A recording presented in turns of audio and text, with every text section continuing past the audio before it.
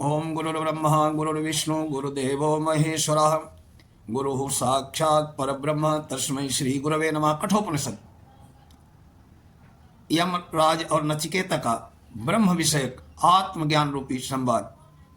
यमराज के मुख से परब्रह्म परमेश्वर की महिमा सुनकर अपने को उसका अधिकारी जानकर नचिकेता के मन में परमात्म तत्व की जिज्ञासा उत्पन्न हो रही है। साथ ही उसे यमराज द्वारा अपनी प्रशंसा सुनकर एक साधु सम्मत संकोच भी हुआ। इसलिए उसने यमराज से बीच में ही पूछा, अन्यत्र धर्मान्यत्रा धर्मान्यत्रा स्मा कृता कृतात् अन्यत्र भूताच्च भव्याच्च यत्तत्पश्यत् तद्वत्।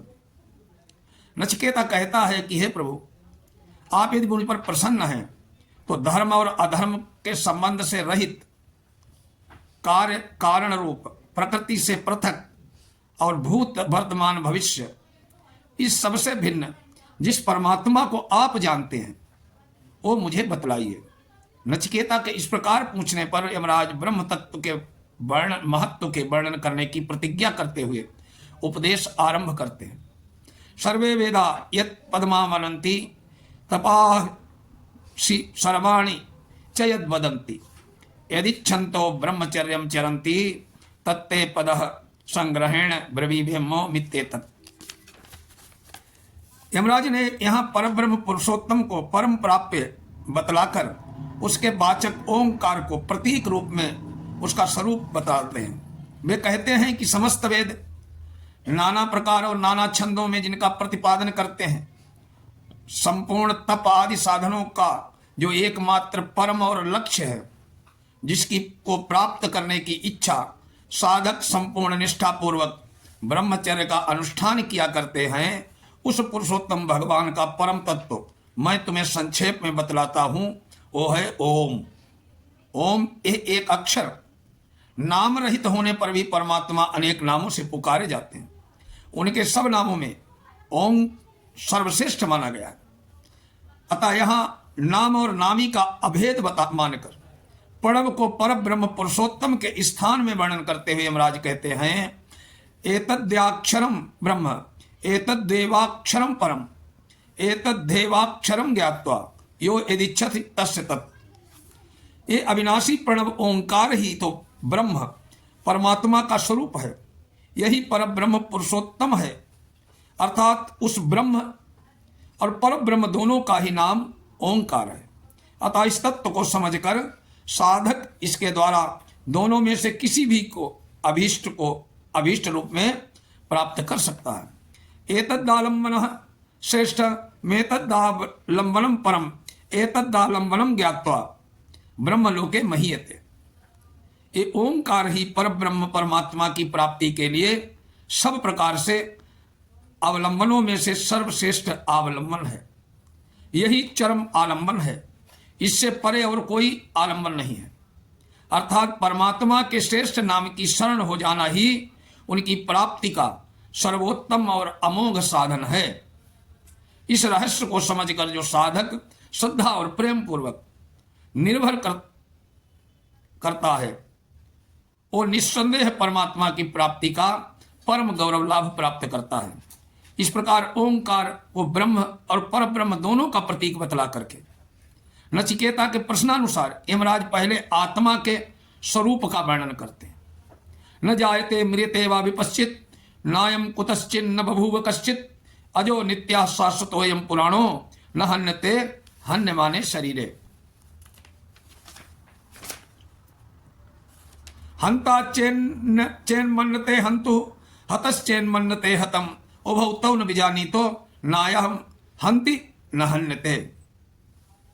यमराज कहते हैं कि आत्मा के शुद्ध रूप का और इसके नित्यता का निरूपण करते हुए कह रहे हैं कि जब तक साधक को अपनी नित्यता और निर्विकारता का अनुभव नहीं हो जाता, वो जब तक अपने को शरीर आदि वस्तुओं से भिन्न नहीं समझ लेता, तब तक इस अनित्य पदार्थों से वैराग्य होकर उसके अंतःकरण में नित्य तत्व की परिभाषा उत्पन्न नहीं होती। उसको यह दृढ़ अनुभूति होनी चाहिए कि जीवात्मा नित्य चेतन स्वरूप है, ज्ञान रूप है, अनित्य और विनाशी है। नित्य विनाशी जड़ शरीर भोगों से वास्तव में इसका कोई संबंध नहीं है। ये अनादि और अनंत है, न इसका कोई कारण है न इसका कोई कार्य है। अतः ये जन्म मरण से सर्वथा रहित है, सदा एक रस, सर्वदा निर्विकार है। शरीर के नाश से इसका नाश नहीं होता। जो लोग इसको मरने वाला या मारने वाला मानते हैं वे वस्तुतः अपने आत्म स्वरूप को जान ही नहीं पाते, सर्वथा भ्रांत है। उनकी बातों पर ध्यान नहीं देना चाहिए। वस्तुतः आत्मा न तो किसी को मारता है और न इसे कोई मार सकता है।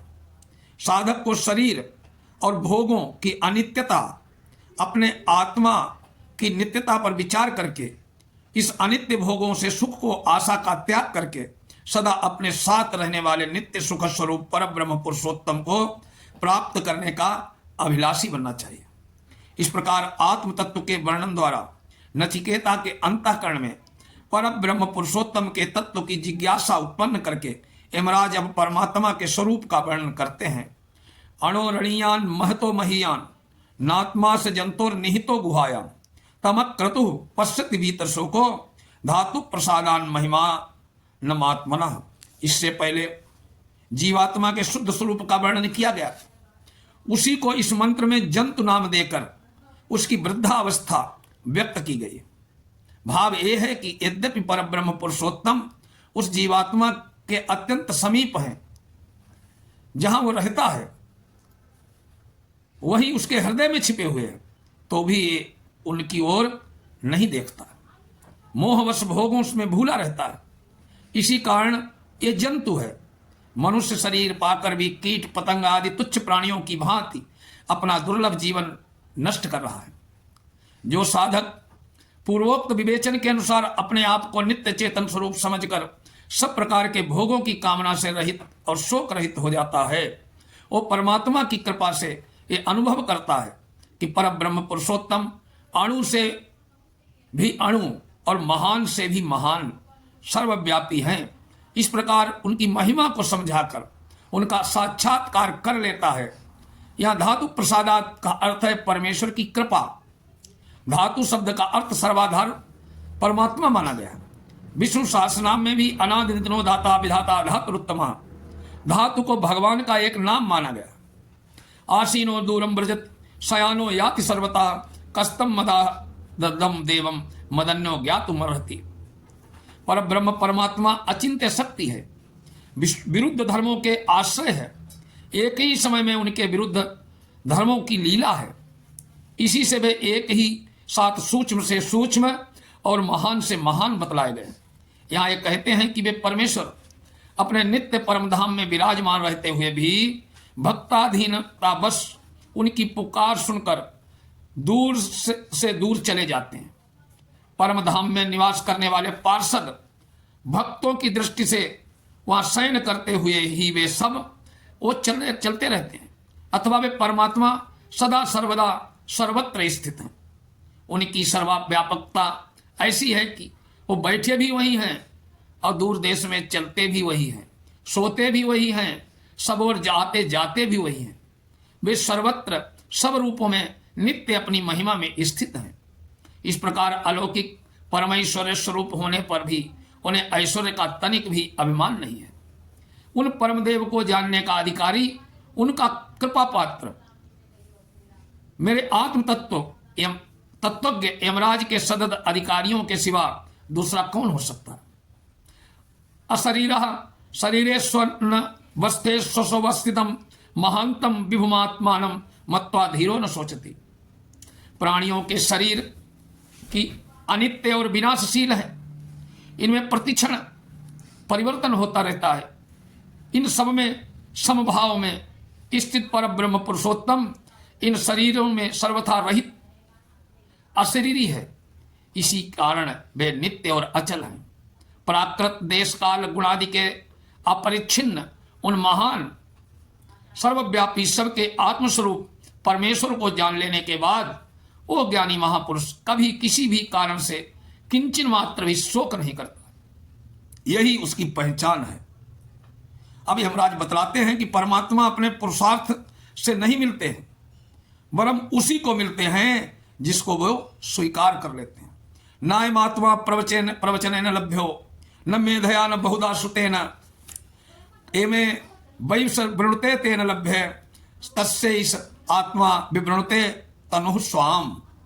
जिस परमेश्वर की महिमा का मैं वर्णन कर रहा हूं, यमराज कहते हैं, वे न तो सब उनको मिलते हैं जो शास्त्र पढ़ सुनकर लक्ष्यदार भाषा में परमात्म तत्व का नाना प्रकार से वर्णन करते हैं, न उन तर्कशील बुद्धिमान मनुष्यों को ही मिलते हैं जो बुद्धि के अभिमान में प्रमत्त हुए तर्क के द्वारा विवेचन करके उन्हें समझने की चेष्टा करते हैं, न उनको मिलते हैं जो परमात्मा के विषय में बहुत कुछ सुनते हैं।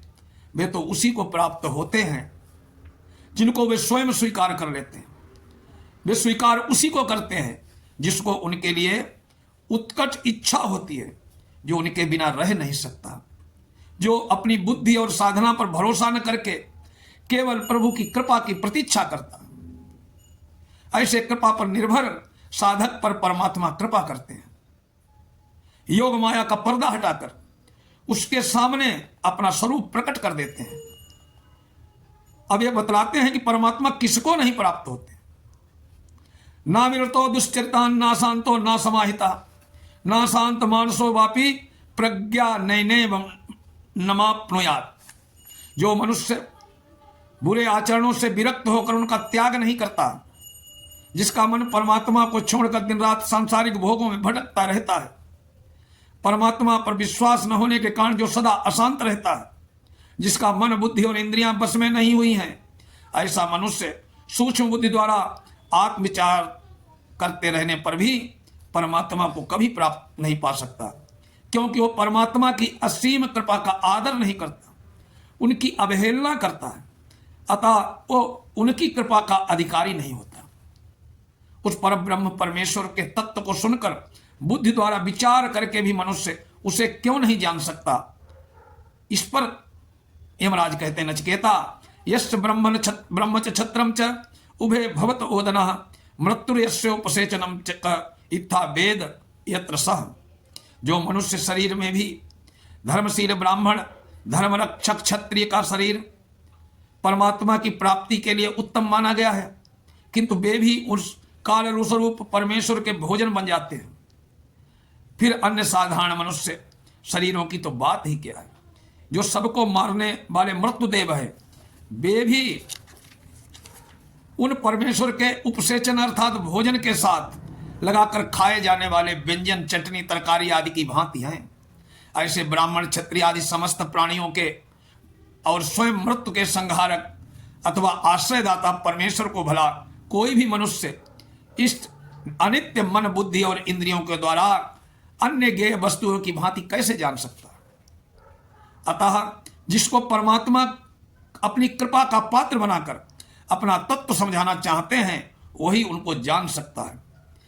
अपनी शक्ति में उन्हें कोई भी यथार्थ रूप से नहीं जान सकता, क्योंकि वे लौकिक ज्ञेय वस्तुओं की भांति बुद्धि के द्वारा जानने वाले नहीं हैं। यमराज कहते हैं कि परमात्मा को जान वही सकता है जिसको परमात्मा स्वीकार कर ले। विद्या बुद्धि बल के अहंकार से कोई भी परमात्मा को नहीं जान सकता। इस प्रकार कठोपनिषद के पंचम भाग का आज विवेचन संपूर्ण हुआ। श्री परमात्मा नमः।